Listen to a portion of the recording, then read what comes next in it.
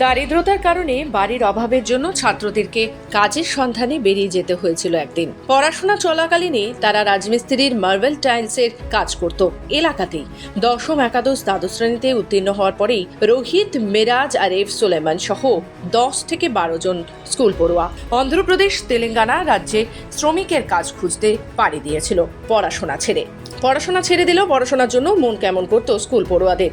পূর্ব মেদিনীপুর জেলার তমলুক ব্লকের কুলবেড়িয়া ভীমদেব আদর্শ বিদ্যাপীঠ স্কুলে পড়াশোনা করতে স্কুল পড়ুয়ারা। স্কুলের প্রধান শিক্ষকের কথায় পরিযায়ী শ্রমিক জীবন ছেড়ে আবার কয়েকজন পড়াশোনায় ফেরল স্কুল পড়ুয়া। বেশ কিছু সংখ্যালঘু ছাত্রছাত্রী পড়াশোনা করে, তাদের মধ্যে বেশ কিছু ছাত্র যারা বাড়ির দারিদ্রতার কারণে তারা টাইলের কাজ, রাজমিস্ত্রির কাজ বা রাজমিস্ত্রি যোগানদারের কাজ করে এবং সেই সঙ্গে সঙ্গে পড়াশোনা চালিয়ে যায়।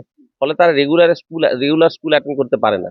এবছর মাধ্যমিক, উচ্চ মাধ্যমিক বেশ কয়েকজন ছাত্র যারা বাইরে ভিন রাজ্যে কাজে চলে যায় পরিযায়ী শ্রমিক হিসাবে, কিন্তু আমার আহ্বানে এবং আমাদের ক্লার্ক বিকাশবাবুর আহ্বানে বারবার আমরা তাগিদা দিয়ে বাড়ি বাড়ি গিয়ে তাদের পরীক্ষা দেওয়ার জন্য তাদের আমরা অনুপ্রাণিত করি এবং তারা পরীক্ষা দেয় এবং আবার পরীক্ষা দিয়ে ঈদের ছুটিতে আসছিল, এসে আবার তারা কাজে চলে যায় এবং তাদের মধ্যে 2-4 জন ছাত্র আজকে উপস্থিত আছে।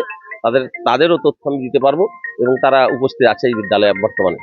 এবং তারা ভালো লাগছে যে এই ছাত্রগুলো তারা আবার নতুন করে পড়াশোনার ইচ্ছা প্রকাশ করেছে এবং তারা উচ্চ মাধ্যমিক, মাধ্যমিক পাস করে আবার পরবর্তী ক্লাসে পড়বে এই আশা তারা প্রকাশ করেছে এবং সেই সঙ্গে তারা বাড়ির ইনকামের জন্য তারা পরিযায়ী শ্রমিক হিসাবেও কাজ করবে। এ বিষয়ে স্কুলের প্রধান শিক্ষক রবীন্দ্রনাথ বেরা জানান, ওই ছাত্রছাত্রীরা ছোট থেকে অভাবের কারণে স্কুলে পড়া চলাকালীন বিভিন্ন কাজ করত, কিন্তু উঁচু শ্রেণীতে উত্তীর্ণ হওয়ার পরেই পাড়ি দিতে হয় ভিন রাজ্যে অর্থের অভাবে। তাদের পড়াশোনা উদ্বুদ্ধ করার জন্য ডাক দেওয়া হয়েছিল, পরীক্ষায় বসেছে, এমনকি পড়াশোনা চালিয়েও যেতে চায় তারা। আমি কুলবেড়িয়া ভীমদেব আদর্শ বিদ্যাপীঠ।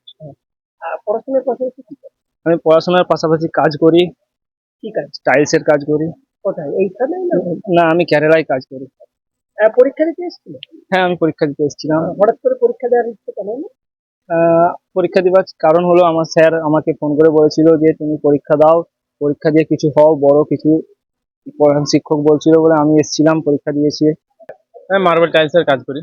সেই সময় পড়াশোনা করছি? হ্যাঁ, সেই সময় পড়াশোনা হচ্ছে এখনো। কোথায় কাজ করি? আমি এই কেরালায় কাজ করি এখন।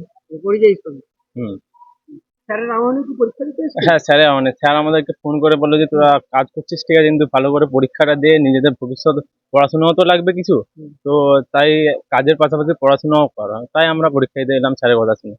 এ বিষয়ে এমনই এক ছাত্র মিরাজ জানায়, অভাবের সংসার, ছোট থেকেই পরিবারকে সাহায্য করার জন্য পড়াশোনার পাশাপাশি কাজ করতে হয়েছে তাদের। একাদশ শ্রেণীতে উত্তীর্ণ হওয়ার পরই কেরালায় যায় মার্বেল টাইলসের কাজে, কিন্তু স্যারের ডাকে আবারও পরীক্ষায় বসা।